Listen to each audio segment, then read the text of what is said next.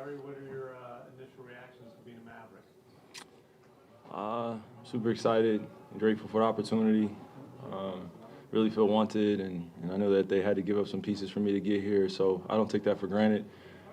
Shout out to Mr. Cuban, shout out to the whole entire front office of the Dallas organization. I've been here for about 48 hours or a little bit more than that, and it's been nothing but a warm embrace and nothing but genuine love. So I'm just taking it 1 minute at a time and just focus on what I can control, which is how I prepare, and just coming in every single day and being consistent. Kyrie, there's been a lot of reporting, obviously, about what led up to you wanting to leave Brooklyn, but can you put it into your own words what happened? Yeah, I think I'm gonna use this opportunity to just talk about the business that we're in. It's as a player, it's very emotional because you build lifelong relationships and you want to hold on to them. And it's a brotherhood, it's a sisterhood. We all love each other in unconditional ways when we want to see each other do well. So, the reporting and the journalism that was going to come out of why I left, I knew that was going to be speculation.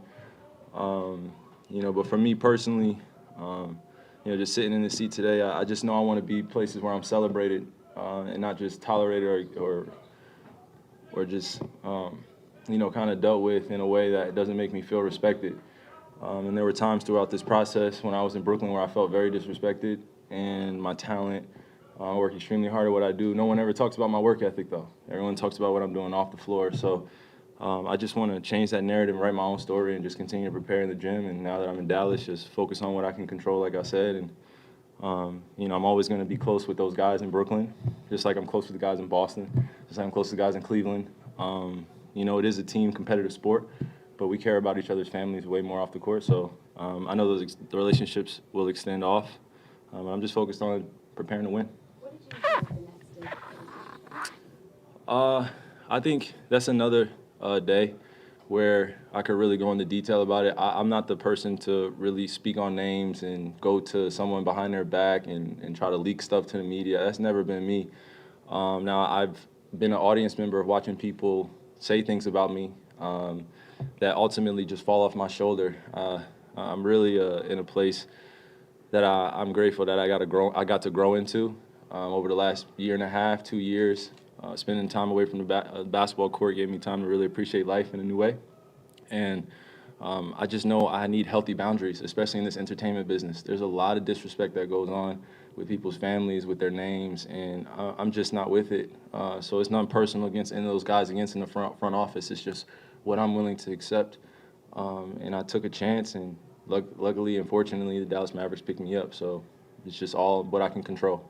From your perspective, how would you sift through what was the fact and fiction that led to where you are now? We could sit here all day, man. I think we probably could go through the timeline of all the reports since I first came into Brooklyn.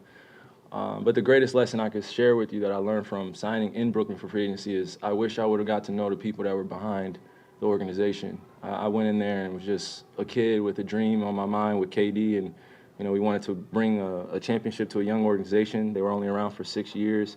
I grew up a New Jersey Nets fan. It's in my blood. I cheer for them. But when things start to change and you're not getting transparency and honesty from people in the front office or people around you, I don't know what person feels comfortable or confident in that type of environment. And again, I don't want to go into too many details because it's water under the bridge now. Like, I wish them well. I left them in 4th place. I did what I was supposed to do, took care of my teammates, was incredibly selfless in my approach to leading. And I just wanted to do all the right things for myself, not to appease anybody that had something negative to say about me or they judge me. This basketball game, it's fun, and I want to keep it that way. I want to stay competitive and just work hard. So. What did KD say when you talked to him? Obviously he wished things could have gone differently. We came together in about 2018, 19, kind of when that finals happened, and we weren't coming together to plan what team we were going to, but we just had goals together, and it wasn't just as a duo. We were seeing ourselves as savants in the culture that we wanted to teach the youngins, and if we got some young guys that were willing to sacrifice and buy into what we got going on, then we were going to flourish, we felt. But it just didn't work out, and we still remain brothers. But it is a business at the end of the day, as we always say, and I got to look out for my family, and ultimately I want to be at peace every time I come into work, rather than things hanging over my head or wondering what people think about me in the building, or whether or not a report's going to come out tomorrow that I don't talk to my teammates, which is untrue. And then, you know, I just felt like being in New York City, in the media capital of the world, there was so many things that leaked out that I didn't even know where they came from. And I'm answering things that I don't deserve, and ultimately I don't pay attention to that much. So I'm just grateful that I got to move on, and I'm here. LeBron, he a couple times said he wanted the Lakers to trade for you, and he wanted, and probably still does, to play with you again. What does that mean to you that he's kind of been in your corner and wants to reunite? I'm grateful for the opportunity, but I think you heard in this interview, like, as much as the what ifs I would love to focus on and cherish, and you know, what could have been or what should be, I have to shift my focus to what we have going on here, and that's what brings me peace, is just taking care of what I can control in here, and really embracing my teammates and being one of the leaders on our team alongside the coaching staff in the front office of just exemplifying what greatness looks like, and that's just worrying about the work, you know, chopping wood and carrying water, like I tweeted the other day. It's just the same thing every day, and just growing as a human being. So I think to not talk too much here, but me and Bron have grown as human beings, and it's always going to be my brother, always going to have great things to say about him and his family, but my focus is here. So unfortunately, the Lakers, they're doing what they're doing, and that's it. Kai, what conversations have you had with Luka so far? I text Luka, he texts me, so just waiting to see him in person. I don't really do the phone calls and text messages. That's bogus. I like eye-to-eye contact and meeting people and embracing them in a different type of way, and it's just more human that way, more real. What were you doing when you found out it was going to be Dallas, and your relationships with Nico and Jason? How does that help factor, moving into a new situation? Well, Nico and Jason, I know that they're going to push me beyond kind of where I think I am right now, and that's the type of mentorship and guidance that I feel like I need at this point in my life. I'm not a kid with an NBA dream anymore. I don't want to dream in this space. I want to win, and I want to win with guys that exemplify greatness every single day. And it's not just on the court. It's in their professionalism. It's how they treat others. It's in the relationships. And it's genuine and authentic. So it was, light in my eyes that, came in when I was playing. I was actually at West Orange High School in my hometown, just playing up and down with a few guys, just trying to stay in shape because I was unsure about when the trade was going to happen. But when Dallas called my agent, it was definitely exciting because I didn't have to force anything. I didn't have to overthink it. I just flowed into it. They wanted me. I want to be here, and this is just kind of where we stand at this present moment, and just take it one day at a time. I understand you want to focus on now, but you also understand the business of basketball.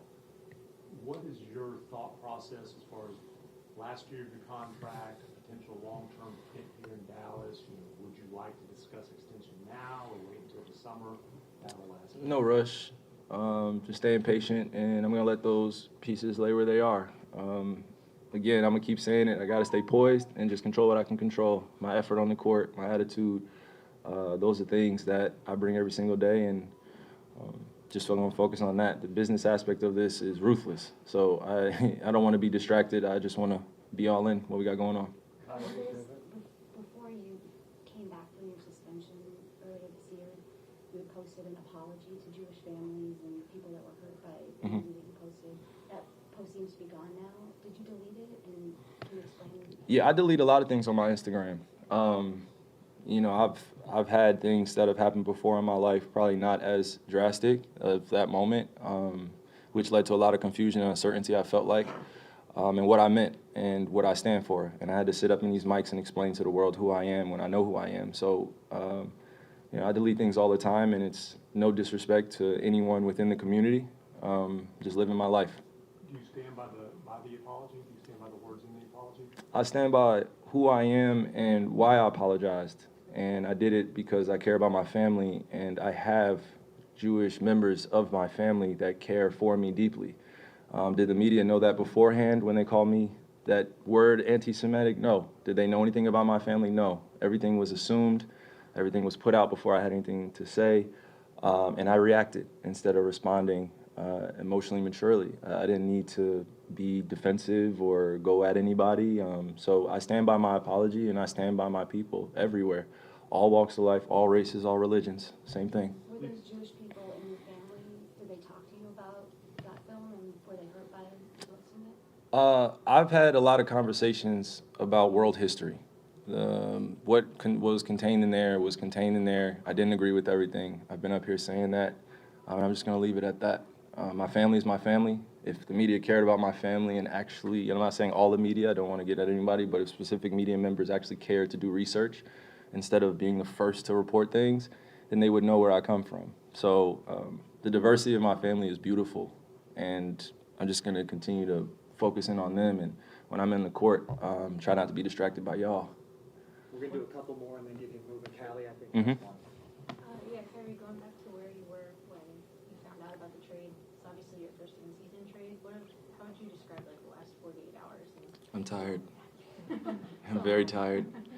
What you guys saw out there was us just getting off the plane, coming into USC, and yeah, it's been a beautiful 48 hours. Really tiring. I'm sorry, I didn't mean to cut you off. Go ahead. No, you're good. Can you kind of walk us through, what has happened, what steps you've taken, and just kind of, what the whole process of getting here has been like? Yeah, got the call, was it 48 hours, 72 hours ago? And I was looking at my wife. She's like, what's going on? She's never been through anything like this. I've never been through anything like this. Being traded in the middle of the season, so picking up my belongings. I've only heard about it within the league. Now at this trade deadline, I actually get traded, so it's new. But we just had some very clear dialogue about what the future looks like and what we want. Had some great conversations with the coaches, GM, and good stuff. You're going to do two more, Eddie, and You then all know what y'all's goal is here. Is a championship here realistic, and is it realistic this year? I think anything's realistic when you're disciplined and you're focused and you're consistent and you prepare. Those are the things I feel like us as human beings we can definitely control. So, how we approach every single game is going to be led by J Kidd. I'm just following suit, following other coaches, following my teammates, and when I'm needed to play other roles, just do that. And I feel like some of the best teams in the league are the most selfless. They know the time and score. They have high IQ. They knock down open shots, and they read the game very well. And it's not just from a physical standpoint, it's from a mental standpoint. You're going to be tested, and any championship run is going to challenge you all across the board, and nothing's going to be perfect, so I don't expect that. So the expectation, of course, is to work towards a championship. Me saying here we're going to win a championship is not going to do anything. It's just words. So I'd rather show you out there and just let the chips lay where they are. Kyrie, given your body of work on the court and everything that's happened this past year, do you feel like you have anything to prove? How do you look at that? Yeah, I have something to prove to my kids. Just being a great father and making sure that I'm learning from my mistakes and I'm just passing on the right type of knowledge. The basketball aspect, I feel like my imagination is endless and limitless, so I feel like I'm able to create more things, and I like working on my weaknesses.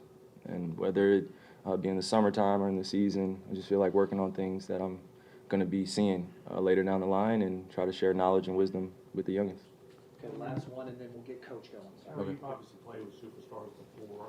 How do you feel about the fit with Luka, and what do you think the two of you will need to figure out, or maybe the challenges of the? Yeah, it's still a wait and see, but I think me as a hooper, me as a basketball player, am I worried about us coexisting or finding cohesion? No. I've played with some of the best of all time, greatest of all time. I've been on some of the greatest teams on the Olympics and on the World Championships. So I think this is going to be my first time seeing like one of those bad Europeans come over and really dominate up close and have the opportunity to do it at a pace that I don't think has ever been seen before, other than like Larry Bird or like somebody else that just plays at their own pace, scores a bunch of points, and is constantly in that MVP conversation every year just because he commands that much attention. So as much as I can alleviate for him, as much as I can lead alongside him, willing to do. But there's no pressure here. Nothing's forced with me and him. I just want to play basketball and enjoy his talent and enjoy my teammates' talent and work towards the championship. Thanks.